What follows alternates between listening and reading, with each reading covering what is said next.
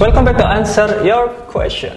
Dari Nasir, Mas mau tanya, semisal saya setiap hari open posisi secara overtrade di akun demo dengan alasan mau coba akuisisi open posisi bukan mengejar keuntungan, menurut Mas apa bagaimana? Di sini akun demo ini bagus banget loh sebenarnya untuk belajar. Kenapa? Kalian bisa entah itu overtrade, entah itu undertrade dan lain-lain, itu kalian bisa menggunakan akun demo terlebih dahulu sebelum masuk ke real account. Jadi akun demo di sini sebagai backtesting. Sebelum masuk ke real account kita demo account dulu. Kalau demonya itu oke, kalau waktu di demo dulu saya maksimal itu 2 posisi itu bagus per hari. Ya udah saya pakai itu aja. Nah, kayak gitu. Itu nanti ke develop waktu kalian itu demo trading. Kayak kemudian ketika demo trading juga kalian pakai technical analisis dan lain-lain, melihat probabilitas yang kalian lakukan, dan itu fine-fine saja karena demo account hanya untuk belajar. Dari Aji Nunung, Bang tolong bahas supply demand zone support resisten yang valid Bang, dan kapan kita entry posisinya, terima kasih. Kita udah bahas supply and demand di video di IEG sebelum-sebelumnya di sini, dan support resisten secara detail kita udah juga bahas di bawah sini juga, nanti kita taruh di deskripsi. Saya bahas secara cepat aja untuk support dan resisten. Contoh di GBP USD, kita lihat ada sebuah support dan resisten agak lumayan kuat di mana aja. Kalau kayak gini kita nggak bisa lihat, tetapi kalau kita sudah tarik garis kita kelihatan tuh. Oke, area sini tersentuh, kemudian tersentuh, kemudian tersentuh. Berarti agak lumayan kuat. Kemudian yang atasnya mana? Yang atasnya adalah ini tersentuh.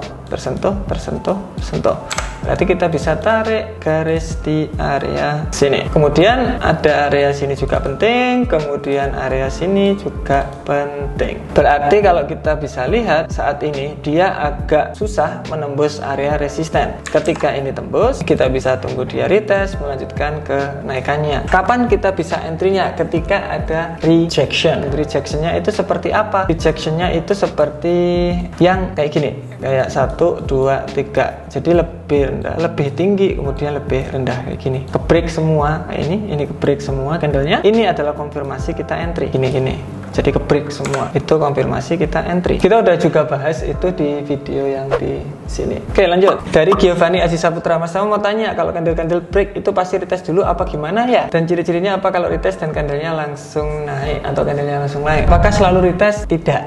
Jawabannya adalah tidak. Kita contohkan di GBP USD. GBP USD ini contoh yang retest. Kita ada trend line di sini. Kalian bisa lihat break retest naik.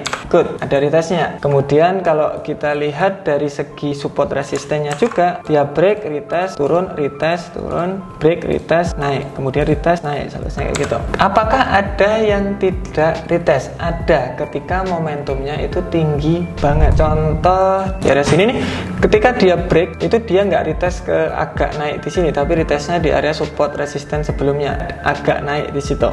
Kenapa? Momentumnya itu sangat-sangat tinggi. Nih candle bearishnya itu panjang. Jadi agak susah kalau dia harus retest agak dalam sebelum melanjutkan penurunannya. Itu jawabannya. Dari Artanova, saya kurang jelas masalah stop loss plus saat market sudah posisi 1/1, kita ubah lot kita menjadi setengah. Maksudnya gimana? Bukan dirubah Pak, ditutup separuh namanya. Kita udah tunjukkan caranya di video short pendek banget, sebelum 1 menit. Kalian harus tonton itu cara menentukan stop loss plus di sini. Kemudian jadi kalau katakanlah pakai lot 1 lot gitu ya, ketika udah 1/1, satu lotnya itu ditutup separuh, ditutup 0,5. Ada caranya di MT4 itu tinggal close, tapi jangan langsung di close posisi, lotnya itu dikurangi. Itu bisa, kalian bisa cek videonya. Eka Novianto, Bang saya dari dulu tertarik dengan forex, tapi saya ragu soalnya modal awal untuk pemula, modal awal kira-kira berapa, dan jika kita mulai main forex, hal apa yang harus kita pelajari? Sebelum masuk ke forex, saya selalu sarankan pelajari resikonya terlebih dahulu. Resiko, karena forex itu nggak mudah. Kita harus pelajari resikonya dulu. Apakah kalian itu bisa terima resikonya di situ? Kemudian coba demo account terlebih dahulu. Apakah bisnis ini cocok buat Anda? Kalau cocok lanjut, kalau nggak cocok tinggalin, karena masih banyak banget bisnis yang lainnya. Jadi jangan hanya terpaku oleh satu bisnis saja. That's it for today. See you tomorrow.